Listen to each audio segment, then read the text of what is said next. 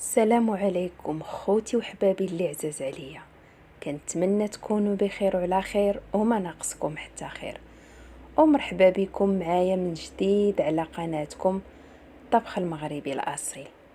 اليوم ان شاء الله غادي نوجد معاكم سلو او سفوف غني ومفيد، والمذاق كيجي اكثر من رائع وبطريقه مختصره اكثر وصحيه اكثر. بقاو معايا حتى الاخير باش تشوفوا المكونات باش غادي نوجدوه.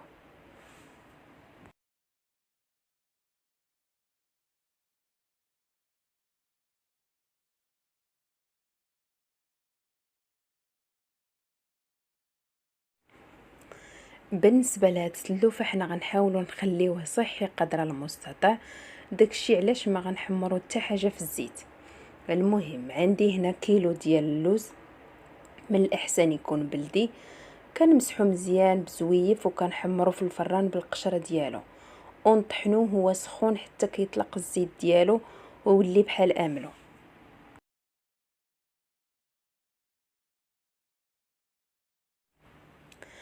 وعندي هنا كذلك كيلو ديال السنجلان مغسول ومنقي بطبيعة الحال. حمرته، من الأحسن تحمرو في الكوكوط كيجي ساهل، ومن بعد طحنته مزيان وهو سخون بنفس الطريقة حتى كيطلق الدهون اللي فيه.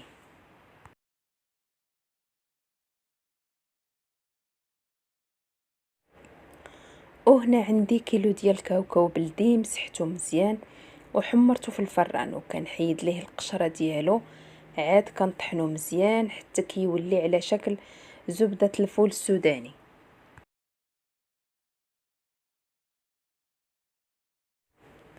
عندي هنا نص كيلو ديال الزنجلان محمر ما طحنتوش خليته صاين، وعندي كذلك نص كيلو ديال اللوز محمر ومهرمش رقيق او غليظ على حسب الذوق ديالكم. يعني استعملت في المجموع كيلو ونص ديال الزنجلان مع كيلو ونص ديال اللوز بلدي.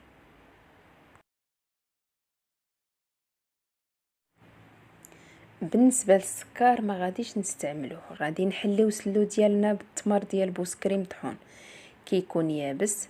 مسحته مزيان بزويف وسخنته واحد شويه في الفران، ومن بعد هو سخون كنطحنو مزيان ونغربلو حتى كيولي على هذا الشكل. كيعطينا واحد الغبره اللي كيكون المذاق ديالها حلو بزاف.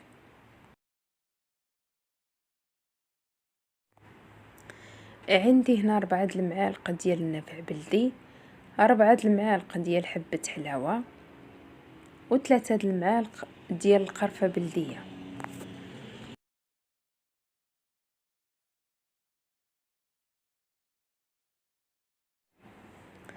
عندي هنا كوزه مطحونه ومغربله، والمسكه الحره اللي طحنتها مع شويه ديال سنيده، وعندي كذلك واحد شويه ديال الزعفران الحور اللي دفيته، وغادي نزيدو على واحد المعلقه ديال العسل دافي وكنخليه حتى كيطلق المذاق ديالو.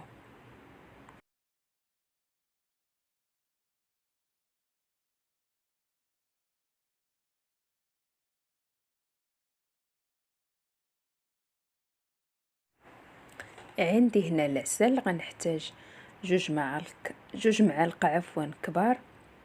وعندي كذلك زيت الزيتون هي اللي غادي نجمع بها سلو ديالي، واللي عندها ارغان تخلط بها سلو يكون احسن. بالنسبه للعسل الا كان حر استعملوه، ما كانش حر من الاحسن نحليو سلو ديالنا ببودره البوسكري. يعني غادي نبداو نضيفو البودره ديال التمر ديال البوسكري حتى كنحصلوا على الحلاوه اللي بغينا، حيت العسل ديال السكر مع المده كيقصح. وشويه ديال الملحه ما غاديش ننساوها بطبيعه الحال. وعندي هنا 2 كيلو ديال الفورص من نوعيه جيده ديال الحلويات محمر ومغربل.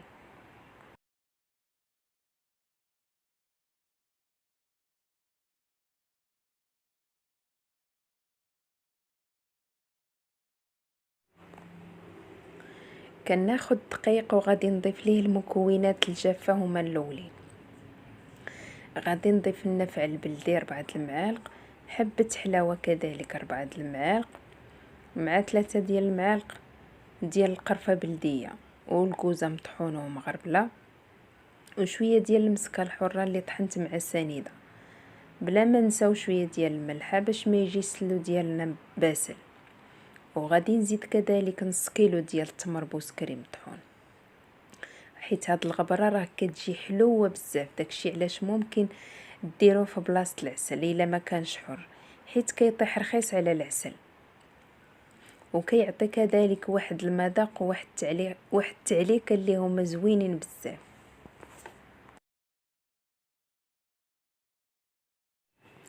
صافي، وغادي نخلط هاد المكونات الجافه مع بعضياتهم حتى كيتجانسوا مزيان.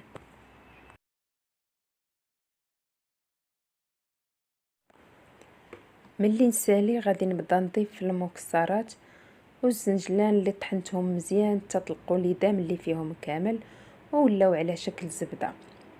غادي نضيف كيلو ديال كاوكاو مع كيلو ديال الزنجلان وكيلو ديال اللوز بلدي.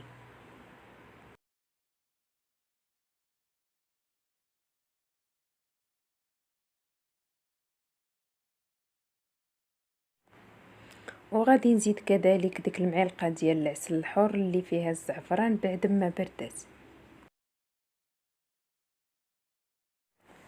صافي، كنخلط جميع المكونات حتى كيتجانسوا مزيان وغادي ندوز نخدم سلو ديالي. غادي نحاول ندلكو مزيان حتى ينسجم عفوا الطحين مع جميع المكونات اللي ضفنا ليه وكيتشرب داك الليدام كامل.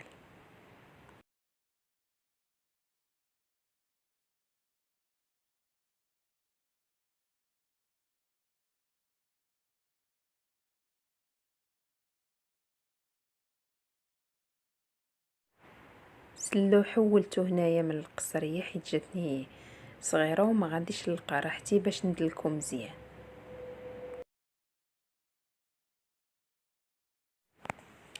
بعد ما ساليت السلو ديالي ها هو كي كيجي في هذه المرحله. كيف كتشوفوا راه السلو من هذه المرحله باين ما غاديش يحتاج بزاف ديال الزيت.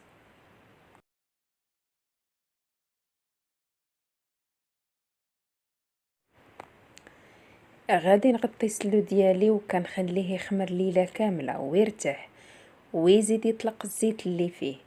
نحاول نزمته مزيان بالبلاستيك الغذائي باش الطحين يتشرب داك ليدام اللي فيه، وكنغطيوه بزويف حتى الغدا ان شاء الله ونتلاقاو.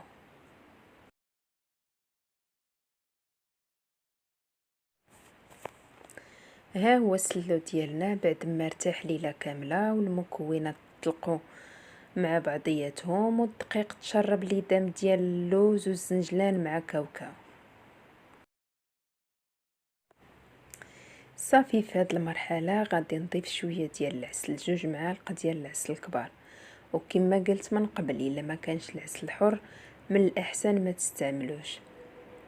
تستعملوش في سلو، تعوضوه بتمر بوسكري.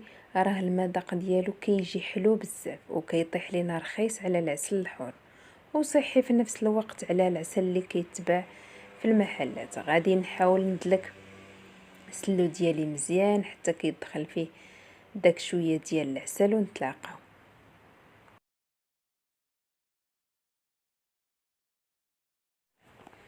غادي نجمع السلو ديالي بزيت الزيتون بشرط ان الزيت البلديه تكون زوينه وما فيهاش الريحه. كنضيف الزيت شويه بشويه وانا كندلك حتى كنحصل على القوام اللي بغيت. وهنا اللي عندها زيت ارغان احسن حاجه، كتعطي لها تسلو واحد المذاق وواحد الريحه يا سلام.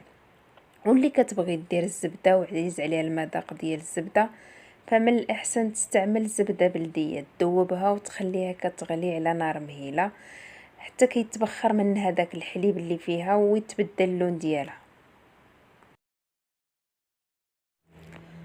وفي الاخير غادي نضيف نص كيلو ديال اللوز بلدي محمر في الفران مهرمش رقيق او غليظ كل واحد على حسب الذوق ديالو، مع نص كيلو ديال السنجلان محمر درتو صاين. بالنسبه للزيت ديروا غير القياس في المرحله الاولى وجمعوا السلو ديالكم وخليوه يرتاح حتى يتشرب السوائل والدهون ديالو مزيان باش تعرفوا واش غتزيدوا الزيت ولا هو هذاك. صافي، ملي نخلط جميع المكونات نتلاقاو.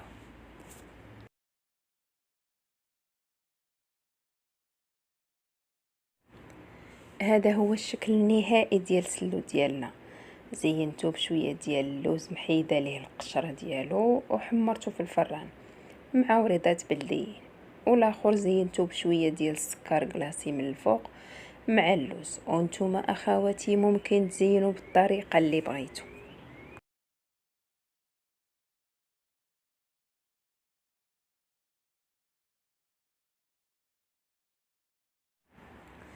السلو ديالنا معلك ورطب وغني بالدهون ديال المكسرات، غير كتقيسيه كيبدا يتحرك.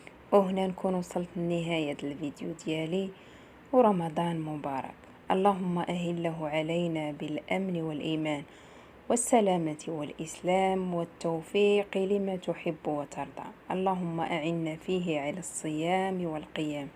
اللهم اجعلنا ممن يصومه ويقومه إيمانا واحتسابا. اللهم سلمنا لرمضان وسلمه لنا وتسلمه منا متقبلا يا ذا الجلال والإكرام.